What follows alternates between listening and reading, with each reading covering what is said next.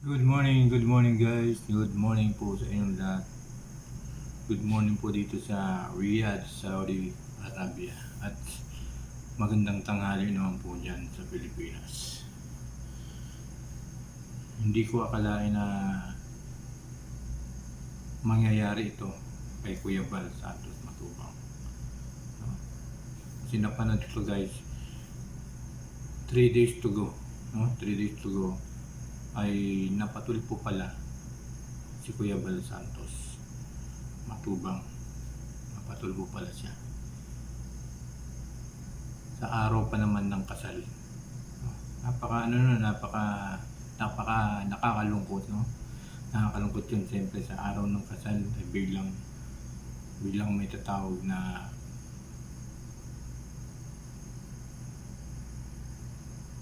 sa tulpo, di ba? Kasi nakakapagtaka guys, nakakapagtaka lang. Kasi ang pagkakaalam kay Kuya Bal Santos Matubang ay yan po si Kuya Bal Santos Matubang, ang founder ng Kalingap, ay napakabait po niyan. Napakabait po ni Kuya Bal Santos Matubang, yung founder ng Kalingap. Kaya nagtataka lang ako, naisip ko lang bakit hindi ko maisip na mapapatulpo si Kuya Bal Santos Matubang. Siguro alam niyo naman guys, diba? Kapag merong mga nakapaligid, no? Mga nakapaligid sa isang tao, siyempre may mga tulsol, may mga nagsusulsol, merong mga nag-uudyok, diba? Merong mga nagdedikto sa kanya na gano'n, ipatulpo si Kuya Bal Santos. Ayun ang mahirap sa atin eh. Ayun ang mahirap sa mga ayun ang mahirap na pangyayari. Kaya nakakapagtaka talaga kung bakit na tulpo si Kuya Bal Santos Matubang. Alam ko namang, alam naman natin si Kuya Bal Santos Matubang ay napakabait na tao, matulungin sa kapwa, diba? Ang dami ng yung Kalingap ay napakadami ng nabigyan ng pabahay, no? Alam natin pamilya Matubang ay napakabait ng pamilya Matubang at kilalang kilala diyan sa Daet, no? Sa Bicol, siyempre sa ibang lugar. Kaya lang guys, tataka lang ako, pasensya na uli kasi busy sa trabaho.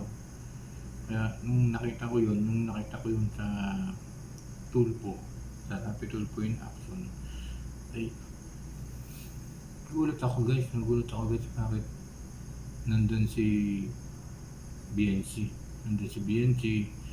tapos yun nga, napatulpo nga si Kuya Bal Santos Matubang. Tapos pinanood ko si Kuya Rab Matubang sa kanyang live. Dati na palang palagi na palang binibigyan ng advice yan ni Kalinga Prab, si BNC, yan, about dyan sa pagkapatulpo. Sana nga lang hindi na pinaabot, no? Sana nga lang hindi na pinaabot sa Happy Tulpo in Action yung problema na yan, no? Kasi pwede naman pag-usapan yan, pwede naman pag-usapan sa barangay, no? Pwede pag-usapan ng personal. Pero yung mga ganyan na napatulpo nga kay Bal Santos, ay ang alam ko ay wala pong kasalanan dyan wala po dyan kasalanan si BNC, sigurado, no? Kasi ang may kasalanan dyan mga guys, yung mga nagdidikta, yung mga nagtutulful, yan ang may mga kasalanan dyan, mga nasa paligid niya. Hindi na natin sabihin yung mga Kasi alam naman natin yung batsa dyan sa Kalingap, pamilyang Matubang, ay noon pa man ay may mga reaction dyan. No? Noon pa man.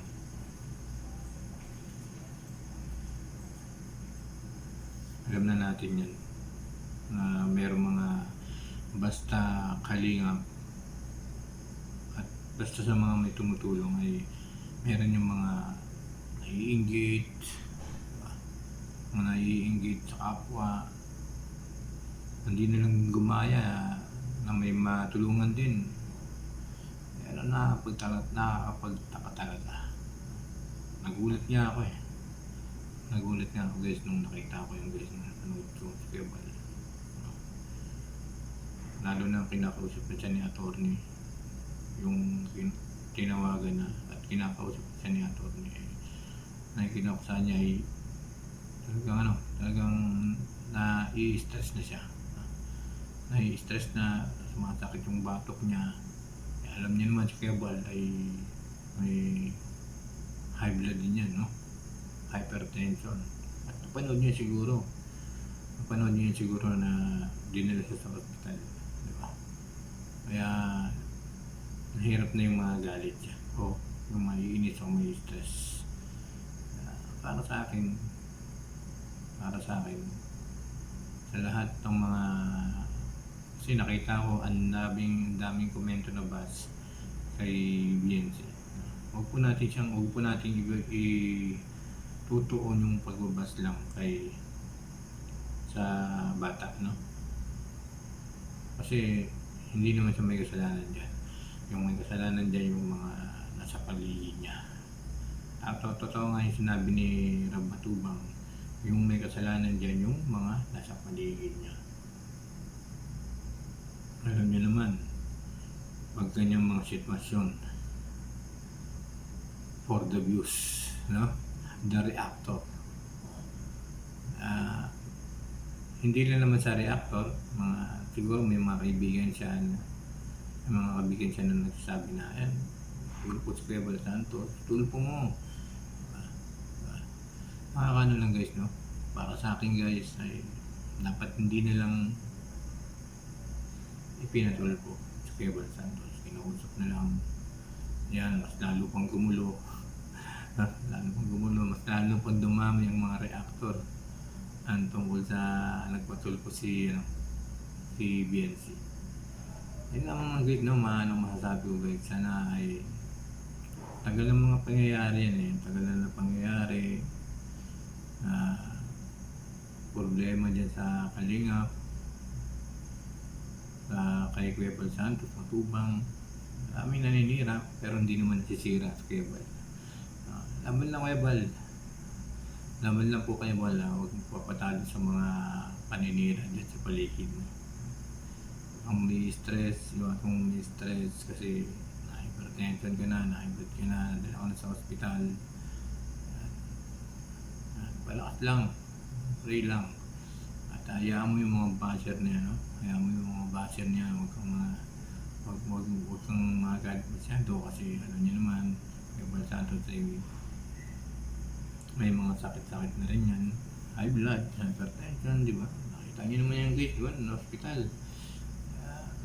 Tataka nga na ako guys, no? Tataka lang ako. Bakit? Ang alam ko kasi, pagkakalam ko kasi, si Kebal ay matulungin, makabait. Marami na nabigyan ng pabahay, lalo na yung mag-ama, diba? Kalingap Rab Matubang, Kuya Bal Santos Matubang at lahat ng mga sponsor na tumutulong sa kanila. Kailangan pumagit, no? Sana ay may mga natutunan kayong leksyon sa mga nangyayari tungkol sa mga bagay na yan. Kasi tayo masyadong mga galitin, pag-isipan ang lahat ng bagay na gagawin. Pag-isipan lang, pagplanuhin kung bakit, kung totoo pa, kung pwede, kung talagang tama yung ginagawa. Diba? Alam po guys, thank you so much po. Pagpaliin po kayo ng Panginoon.